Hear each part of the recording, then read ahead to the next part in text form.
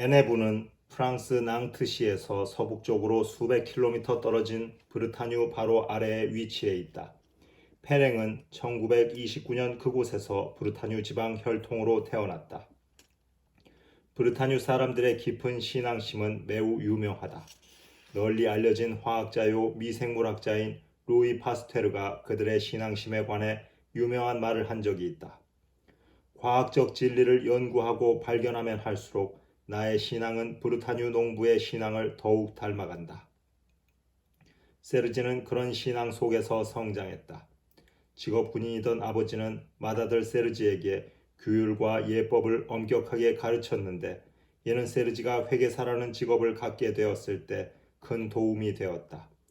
회계사 세르지는 수입도 좋았고 그 지방 아가씨와 결혼하여 세 자녀를 두었다.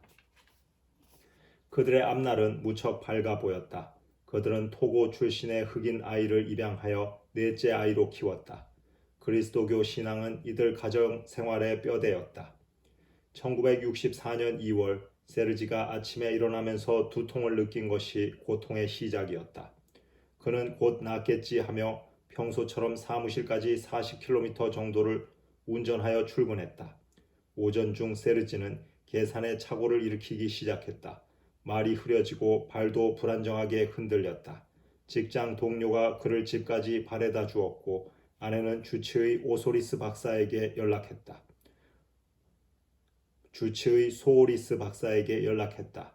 소오리스 박사는 그를 불완전 반신불수 오른쪽 부분 마비로 진단하고 네버스에 있는 신경학자 르프랑 박사를 추천했다.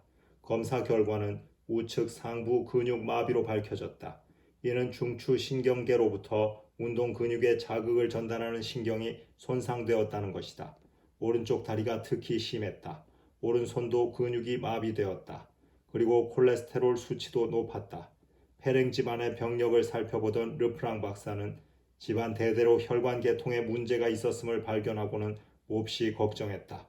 그는 혈액순환을 순조롭게 하기 위해 혈관을 확장시키는 조치를 취하고 당분간 휴식을 하라고 당부했다. 그 조치는 효과가 있었다. 3개월 후 페랭은 다시 사무실에 출근했다. 4년 후인 1968년 12월 2일 페랭은 아침에 일어나면서 또다시 두통을 느꼈으나 성실하고 반듯한 그는 그냥 출근을 했다. 자동차를 운전하고 있었는데 생각과는 달리 차가 엉뚱한 방향으로 나갔다. 지나가던 차들이 클락슨을 울리고 상향등을 번쩍이며 화를 냈다. 그는 여러 번 차를 갓길에 세우고 정신을 가다듬으며 겨우 사무실에 도착했지만 얼마 지나지 않아 쓰러지고 말았다. 이번에도 동료들이 그를 집에 데려다 주었고 아내는 다시 소오리스 박사에게 연락했다. 그는 전과 같은 진단을 내렸지만 이번에는 증세가 더욱 심각했기 때문에 즉시 르프랑 박사에게 데리고 갔다.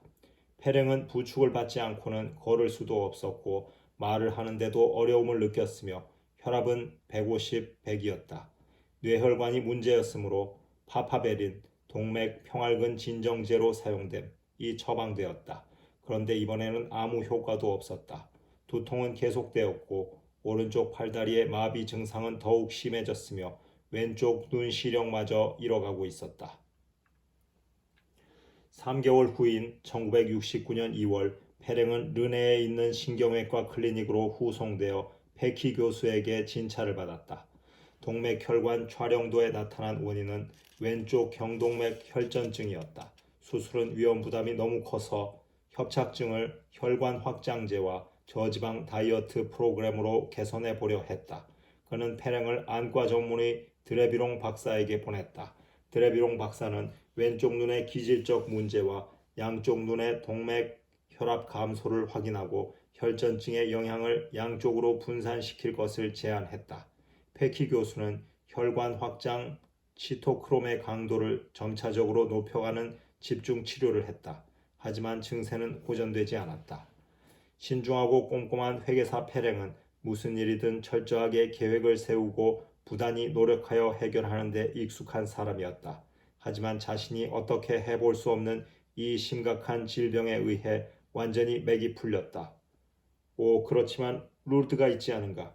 그의 아내 메리는 5월 메리가 가장 좋아하는 달이며 또한 브리타뉴 사람들도 특히 좋아하는 달. 5월에 순례 여행을 하자는 남편의 제안에 전적으로 동의했다. 그는 가슴 가득 희망을 품고 열심히 기도하며 루르드로 떠났다. 그러나 안타깝게도 떠나기 전과 달라진 것 없이 그대로 돌아왔다. 1969년 중반부터는 일시적 전신마비 증세를 보이기 시작했다. 순간적으로 온몸의 근육이 풀려버리곤 했는데 이상하게도 의식은 또렷했다. 의사는 경동맥 협착으로 인한 대뇌 기능 정지 현상에 당황하면서 크게 걱정했다. 꼼꼼한 페랭은 점점 잦아지는 일시적 전신마비 증상 횟수를 기록해 나갔다. 12월이 되어서는 한 달에 12번 나타났다.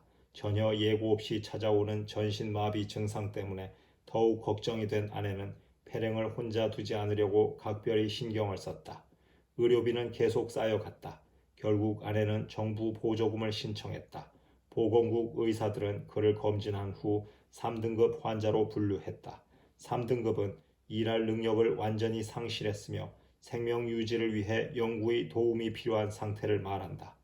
그는 아내의 부축이나 지팡이에 의지하지 않고는 한 걸음도 걸을 수 없었고 시력은 말할 수 없이 저하되었으며 대뇌 기능 정지로 인한 전신마비 빈도도 점점 늘어갔다. 안과 전문의 드레비롱 박사의 검진 결과 시력은 오른쪽 0.1, 왼쪽 0.05, 시야는 거의 점으로 좁아졌다. 그것은 마치 긴 터널을 바라보는 것과 같았다. 1970년 1월에는 오른쪽 다리와 손의 마비가 상당히 악화되었으며 안면 근육까지 퍼져나갔다. 페키 교수는 이후 4개월에 걸쳐 빈카민을 정맥주사로 투여했으나 아무 변화도 효과도 없었다. 페랭은 지팡이를 짚고 발을 끌며 움직여 보려 했지만 그냥 넘어지기 일쑤였다. 페랭은 의사에게 단도직입적으로 증상이 완화될 가능성이 있는지 물었다. 그는 의사의 표정을 보고 당황했다. 자신의 생명이 어느 정도 남았는지 솔직하게 알려달라고 했다. 잘해야 8월까지입니다. 의사의 대답에 그는 하늘이 무너지는 것 같았다. 아내와 네 아이의 앞날은 어떻게 될 것인가? 이제 겨우 40살인데 아직 제대로 살아보지도 못했는데 좌절감, 분노 그리고 절망감이 그를 괴롭혔다. 깊은 슬픔에 잠긴 아내는 다시 한번 루르드로 순례 여행을 가자고 했다. 후에 밝혔지만 그때 그가 느낀 감정은 깊은 반감이었다. 이미 다녀왔지만 아무 효험도 없었을 뿐 아니라 상태가 더욱 악화된 몸으로 긴 여행을 한다는 것은 너무 힘든 일이었기 때문이다. 제대로 말을 하지는 못했지만 아내는 그의 뜻을 충분히 알아들었다. 절대로 가지 않겠다는 것이었다. 하지만 여성은 남성에 비해 신앙과 인내심에 있어서 은근한 힘이 있다. 결국 페랭은 아내의 뜻을 받아들였다. 그러나 단지 잘 죽는 법을 배우기 위해 가는 것이라고 못 박았다. 1970년 4월 26일 밤 그들은 앙주의 순례객들과 함께 루르드행 열차를 탔다. 예상했던 대로 긴 여행은 무척 힘들었다. 루르드에서 머무는 동안 이전과 마찬가지로 아무 변화도 경험하지 못했다. 5월 1일 마지막 날이 되었다. 아내가 미는 휠체어에 앉아 비오 10세의 지하 성당으로 마지막 미사를 드리러 가는데 말할 수 없이 피곤했다. 그 성당은 교황 요한 23세가 된 론칼리 추기경에 의해 1958년 세워졌다. 둥근 지붕의 대형 석가래를 이용하여 탁 트이게 지어 한꺼번에 2만 명의 신도를 수용할 수 있다. 이렇듯 독특한 기법이 돋보이는 건축물도 피로에 지친 페랭에게는 아무 감동을 주지 못했다. 미사 중 병자 성사를 베푸는 순서가 되었다. 한 신부가 다가와 기도문을 외우며 페랭의 이마에 십자를 그었다. 이 거룩한 기름 바름을 통해 주님께서 사랑과 자비 안에서 당신에게 성령의 은총을 베푸시길 빕니다. 그러고 나서 신부가 페랭 곁에 병자에게로 걸음을 옮기는 순간 알 수 없는 일이 일어나기 시작했다. 후에 루르드 의무국에서 펴낸 39쪽짜리 소책자에 다음과 같이 기록되어 있다. 전혀 감각이 없고 거의 죽어있던 발가락에 이상한 온기를 느꼈다. 그 순간 그는 자신의 발이 정상으로 돌아오고 있음을 알았다. 그리고 온기가 몸 전체로 퍼져나가기 시작하는 것을 느꼈다. 문득 발치에 있던 더운 물병 때문이 아닐까 생각했다. 그러고는 무릎을 덮었던 담요를 들어보니 오른쪽 발목이 심하게 움푹 패인 것이 보였다. 그것이 신부전 때문이라고 여긴 그는 이제 끝이구나 라고 생각했다. 그런데 온기가 양다리로 퍼지면서 휠체어에 앉아있던 그는 다리를 떨기 시작했다. 아내는 화장실에 가고 싶다고 하는 줄 알고 조금만 참아달라고 부탁했다. 그가 말했다. 내게 무슨 일이 일어났는지 자세히는 몰라도 앞으로 더 이상 지팡이 신세를 지지 않아도 될 것 같은 기분이야. 이제 걸을 수 있을 것 같아. 그 온기는 10분 동안이나 지속되었다. 미사를 마치고 아내는 페랭을 다시 병원으로 데려갔다. 병원으로 가던 중 그는 담요를 들추고 발목이 원 상태로 돌아왔음을 확인했다. 병원에 도착하자 그는 휠체어에서 일어나 걸었다. 그 모습을 보고 아내뿐 아니라 거의 일주일 동안 그의 상태를 지켜봤던 자원봉사자들도 깜짝 놀랐다. 병원에서도 지팡이 없이 혼자 화장실에 다녀왔다. 점심시간이 되었다. 페랭의 상태를 아는 이들은 신중을 기하기 위해 아직 말하지 말고 그냥 휠체어를 사용하는 게 좋겠다고 했다. 감동적인 전례의식과 많은 사람들의 성가 합창 그리고 감격적인 눈물 등으로 다행증이 일시적 에너지 파동을 일으켰을지도 모른다는 얘기였다.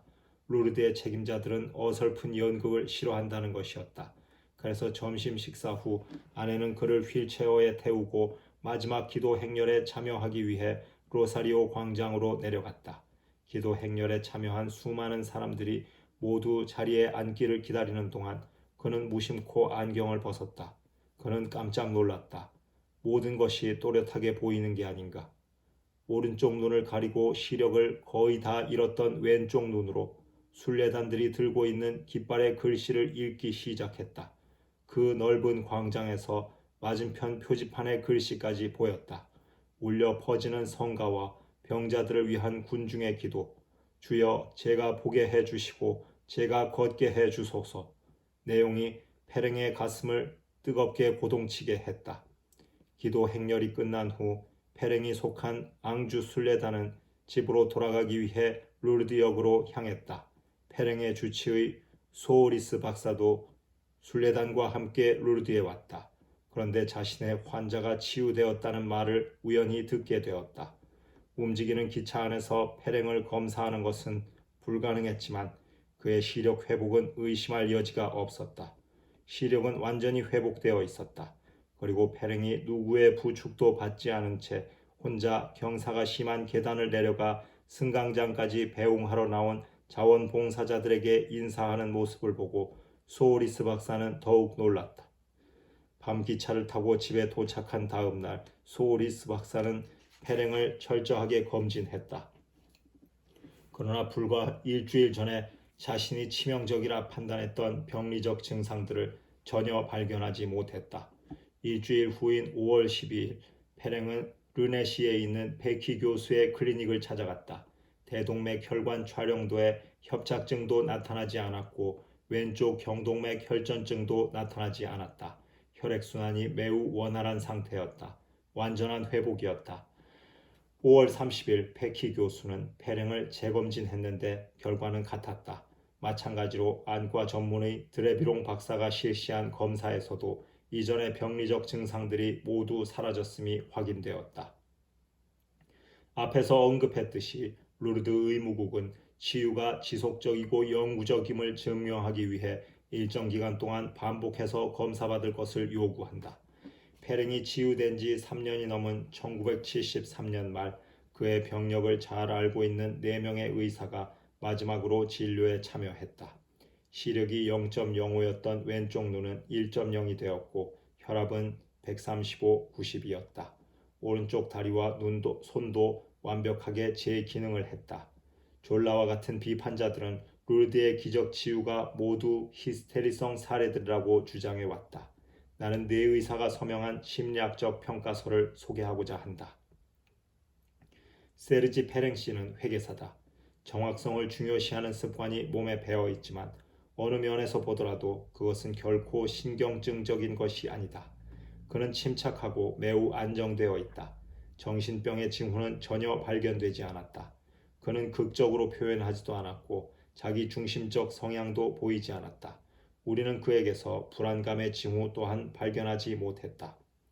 1973년 보고서에서 의사들은 페랭이 앵거스 교구청과 교구에서 운영하는 무주택자 보호시설에서 주당 20시간 회계 업무를 보았다고 기록했다. 그는 이렇게 일하면서도 전혀 피로를 느끼지 않았다. 더 이상 두통이나 현기증, 근육 경련 또는 팔다리 마비 증상도 나타나지 않았다. 기억력이나 말솜씨도 또렷하고 정확했다. 강의와 강연도 자주 다녔다. 그리고 밤이든 낮이든 운전하는데도 전혀 어려움이 없었다. 이전의 발작적 마비 증상도 다시는 일어나지 않았다. 마르셀 의과대학 교수이며 마르셀시의 여러 병원에서 신경과 고문역을 맡고 있는 비에르 무랭 박사는 페랭의 치유 사례에 관해 루르드 의무국이 펴낸 소책자에서 다음과 같이 말했다. 세르지 페랭 씨의 뇌혈관 병변은 의학적으로 불가해한 방법으로 치유되었다. 페랭이 치유된 지 6년 후에 루르드 의무국은 프랑스 북동부의 트로에시에서 여러 병원의 안과 고문역을 맡고 있는 도미니크 바르톨리 박사에게 페랭의 치유 사례를 재검토해 달라고 부탁했다. 바르톨리 박사는 소오리스 박사, 페키 교수, 그리고 안과 의사 드레비롱 박사가 수집한 진료 보고서를 건네받았다. 자신의 전문 분야인 안과 질환과 관련한 그의 결론은 다음과 같다. 본인의 공식적 의견은 시신경 다발에 심각한 기질적 병변이 일어났으나 불가해한 방법으로 이제는 말끔히 해소되었다. 의학적 견지에서 볼 때 특히 회복 속도와 회복의 총체적 성격을 고려한다면 더욱 불가해한 일이다. 무랭 교수는 페랭의 회복이 의학적 견지에서 볼 때 불가해하다는 진술을 글로 남기면서 동시에 루르드에서 치유의 은혜를 받은 많은 이들한테서 발견되는 그 무엇을 언급했다. 그것은 치유 은총에 대해 관심 있는 사람이라면 누구에게든 자신의 경험에 대해 이야기할 준비가 되어 있는 열의와 함께 평온함이 조화롭게 공존하고 있다는 것이다. 무랭 교수의 글을 인용하면 페랭은 자신의 질병과 치유에 관해 사람들에게 알리는 일이 자신의 의무요, 심지어는 도덕적, 종교적 책임이라고 여긴다. 그의 이야기를 듣는 사람은 마지막 부분에서 감동하지 않을 수 없었다. 여기서 페랭의 진술을 들어보자. 고작 4cm 정도의 동맥혈관에 생사 여부가 달려 있었습니다. 1970년 여름을 맞이하기 어려울 것이라는 의사들의 말을 들었던 터라 저와 가족들은 무척 기뻤습니다. 우리 앵거스 교구와 리옹 앵거스 본당에서도 영예로운 일이었습니다. 하느님께서는 저의 치유를 통해 기름 바르는 의식은 종부성사의 의미보다는 병자성사의 의미가 훨씬 더 크다는 것을 보여주셨습니다. 이렇게 과분한 은총을 허락하신 주님과 성모님께서는 제게 무엇을 기대하실까요? 제가 그 기대에 잘 응답할 수 있을까요? 기적 치유에 관한 제 글을 읽으신 분들은 제가 항상 주님 은총의 증인이 될 수 있도록 기도해 주십시오. 모든 일이 잘 풀리고 만족스러울 때 사랑이신 하느님을 믿는다는 것은 어려운 일이 아니다.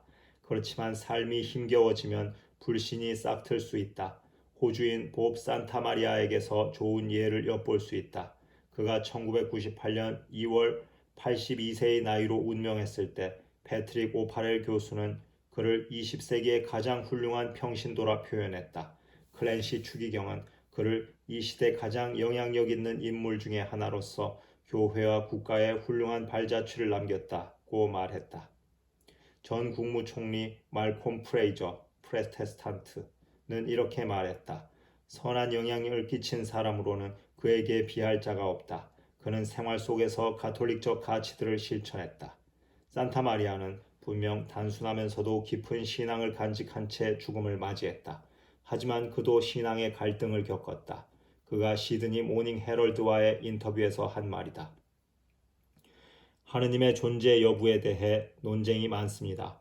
하지만 저는 악의 문제, 부당한 고통, 이유 없는 고통이 은총과 자비를 베푸시는 분으로서의 하느님에 대한 불신을 야기한다고 생각합니다. 제게는 이 점이 가장 큰 고민거리였습니다.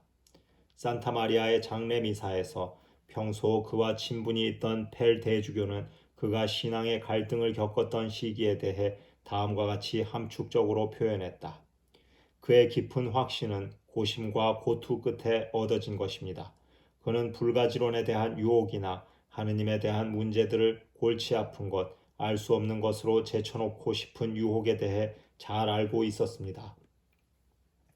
하느님이 정말 우리를 사랑하신다면 왜 더 쉬운 방법으로 하느님을 깨닫고 발견하도록 하시지 않는 것일까? 나는 이 문제에 대해 우리 시대 위대한 구약학자인 미국 예수고난회 소속 캐럴 스툴뮬러 수사로부터 큰 도움을 받았다. 그분이 이런 말을 했다. 하느님을 찾아라는 표현 또는 이와 같은 의미를 갖는 표현이 성서에 165회나 등장합니다. 나는 찾다, 시크의 사전적 해설을 찾아보았다. 중세 영어 세큰에서 유래함, 인도 유럽어족의 어간은 색으로 추적하다, 찾아내다라는 뜻, 라틴어 어원 세기어는 냄새로 찾아내다, 인지하다라는 뜻, 영어 세이지는 라틴어 세피엔스, 지혜에서 유래하며 그 뜻은 알다, 음미하다이다. 찾다, seek의 동의어는 try to find, 에서 찾다, search for, 탐구하다, explore, 조사하다, try to discover, 에서 발견하다, pursue, 뒤쫓다, 추구하다, 이다. 찾다에 이렇듯 의미심장한 뜻이 담겨 있다니 하느님은 우리에게 찾는 이가 되라고 하신다. 이를 위해서는 부단한 노력이 필요하다. 그분을 찾는 과정에서 그분의 초월성과 사랑을 경험하게 된다. 갓 태어난 송아지는 본능적으로 곧장 어미소의 젖을 찾아간다. 갓난아기는 한없이 우월한 종임에도 그렇게 하지 못한다. 갓난아기는 점차적으로 자기 어머니가 누구인지를 깨달아간다.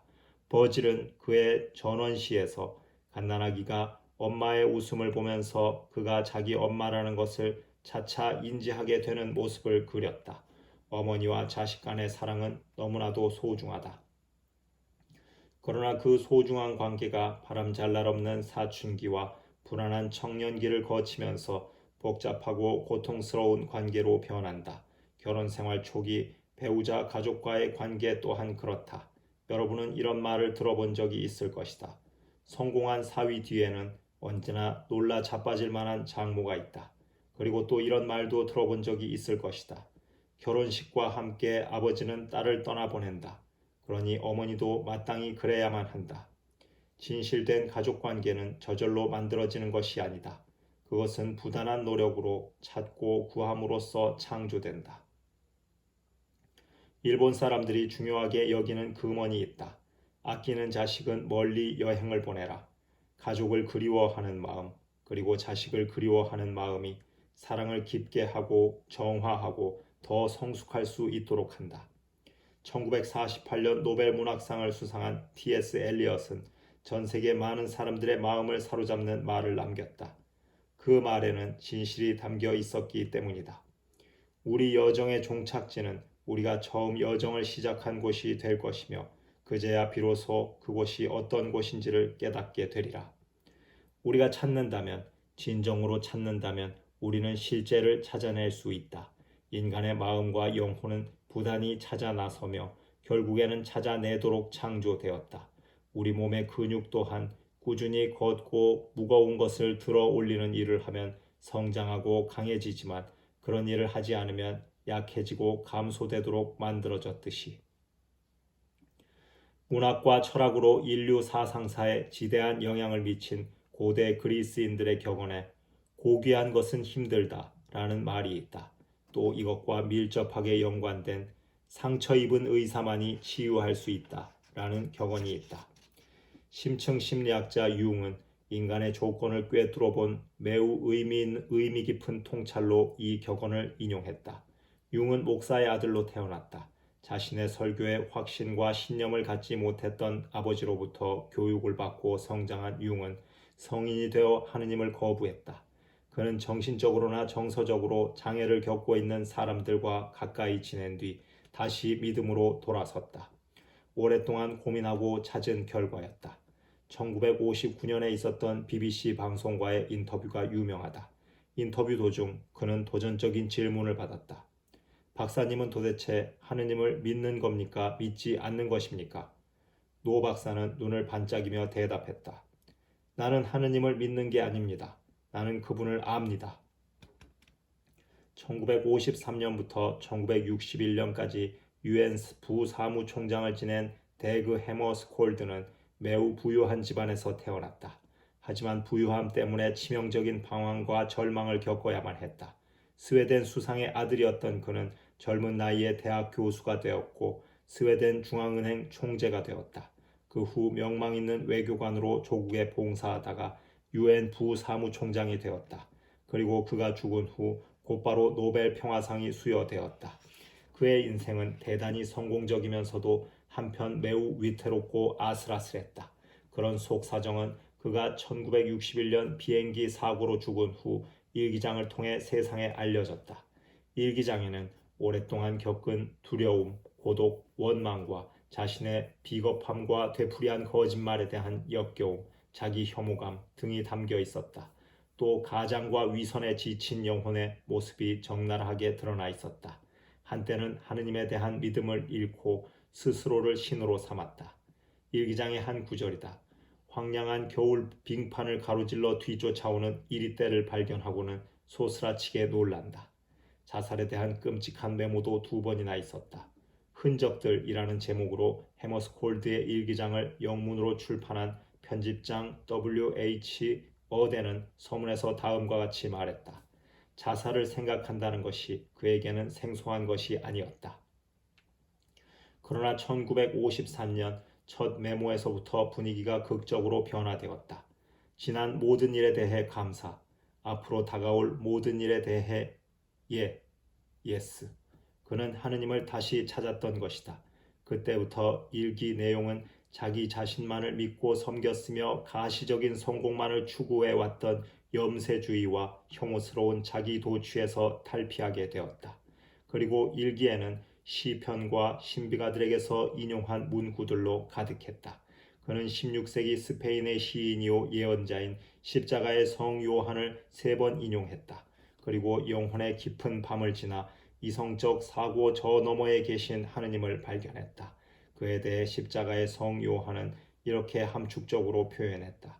신앙은 하느님과 인간 영혼 간의 결혼이다. 여기서 영혼을 대문자로 표기했는데 인간은 하느님 안에서 고유의 인격적 가치를 발견하기 때문이다. 해머스콜드는 십자가의 성 요한이 내린 신앙에 관한 정의에 크게 감격했다. 덧붙여 말하자면 열정이라는 단어는 그리스어 엔, 아내와 테오스, 하느님에서 유래한다. 해머스콜드는 1953년 하느님을 다시 찾으면서 의구심과 불확실함에서 벗어났다. 나는 세르지 페랭의 치유에 관한 무랭 교수의 소책자를 인용하면서 이야기를 마무리하려 한다. 페랭을 누구보다도 잘 알며 그의 직업적 양심과 영적 건강을 보증하는 소리스 박사와 함께 우리 루르드 의무국에 제출할 보고서를 작성하도록 파견된 전문의들은 페랭의 집을 방문했다. 단순하면서도 짜임새 있는 살림살이들, 매우 화목한 가정이라는 인상을 받았다. 기적 치유를 통해 위에서 사명을 받았다는 확신이 그의 삶의 의미요 주제였다. 대부분 사람들은 어린 시절 즐거운 기억을 한두 가지쯤 간직하고 있을 것이다. 내가 잊지 못하는 어린 시절의 기억 하나는 굼뜬 증기기관차에 몸을 싣고 19시간을 버틴 일이다. 좌석은 딱딱했고 먹을 것이라고는 파이 2쪽뿐이었다. 게다가 터널을 통과할 때면 닫히지 않는 창문으로 연기와 그을음이 들어왔다. 그것은 방학을 맞이하여 성 요셉의 헌터스힐 기숙학교에서 600km 떨어진 고향 리스모어로 가는 여정이었다. 수업, 공부, 기숙사에서 해방되는 것이었다. 우리는 창밖으로 목을 길게 빼고 고향의 푸른 초원이 나타나기를 몇 시간씩 하염없이 기다렸다. 루르드의 가장 중요한 메시지는 예수께서 말씀하셨듯이 아직까지 내 아버지께서 일하고 계시니 나도 일하고 있는 것이다. 두 번째 메시지는 본질적으로 삶이란 편안히 안주할 오아시스 찾기가 아니라는 것이다. 삶은 길고 험난한 여정이다. 그 목적지, 곧 우리의 본향은 죽음 이후 하느님의 복된 생명에 참여하는 것이다. 최근에 길을 걸으며 나눈 신앙이라는 멋진 책이 불어로 출간되었다. 이 책의 저자는 저널리스트 루크 에드리언이다. 대부분의 사람들처럼 미디어를 통해 보도되는 온갖 우울한 뉴스에 신물이 난 그는 30일간의 휴가를 내어 브레튼 해안 오레이에서부터 스페인 접경 지역에 있는 프랑스 루르드까지 약 900km를 도보로 횡단했다. 배낭과 침낭을 짊어지고 울퉁불퉁한 시골길과 포도농장을 가로질러 걸어갔다. 소나기를 피하느라 숲속으로 뛰어들기도 했다. 그렇게 걷는 동안 머릿속이 맑아지는 것을 느꼈다. 소음으로 가득한 도시와 귀에 거슬리는 온갖 고통스러운 비명과 자살 관련 뉴스에서 멀어질수록 그는 현대 문명이 우리를 속이고 있음을 확실하게 깨달았다. 현대 문명은 우리에게 거짓말을 하고 있다. 우리가 이 세상을 위해 존재하며 지금 여기서 행복을 찾을 수 있다고 말하고 있다. 그에 의하면 우리 마음 깊은 곳에서 희미하게 들려오는 음성은 그 말이 거짓임을 일깨우려 한다. 그리고 우리 몸과 영혼은 이 세상 너머에 있는 본향, 곧 하느님께 나아가도록 창조되었음을 일러주려 애쓰고 있다. 그는 또 이렇게 덧붙였다. 창조주는 그 여정으로 우리가 나아가도록 격려하기 위해 영혼 깊은 곳에 본향에 대한 그리움을 심어 놓으셨다. 도보 순례에 나선 철학자요 저널리스트인 에드리언은 이렇게 말했다. 20세기 말 현대인의 영혼이 겪고 있는 불안과 반항적 성향은 덧없는 세상과 물질적 실제라는 좁은 한계에 갇혀있는 오늘에 대한 정상적 반응이다. 루르드를 향해 걸으면서 에드리언은 더 큰 통찰을 얻었다. 그것은 고기, 생선, 파, 마늘 등을 공급해주며 비굴한 노예 생활에 묶어두려 했던 이집트의 감금 상태에서 탈출하도록 부름받은 이스라엘 백성의 비전이었다. 지도 한 장 없이 광야를 가로지르는 머나먼 여정은 고통스러운 일이며 자신의 이기심과 욕망을 포기해야 한다. 하지만 이는 그럴 만한 가치가 있다. 잊지 못할 기쁨과 환희를 누리게 되기 때문이다. 매년 550만 명의 순례객들이 루르드를 찾는다. 그중 많은 환자들은 이미 다녀갔으나 치유받지 못한 사람들이다. 그런데도 그들이 계속 루르드로 되돌아오는 이유는 에드리언이 말한 그 잊지 못할 기쁨과 환희를 그곳에서 얻기 때문이다.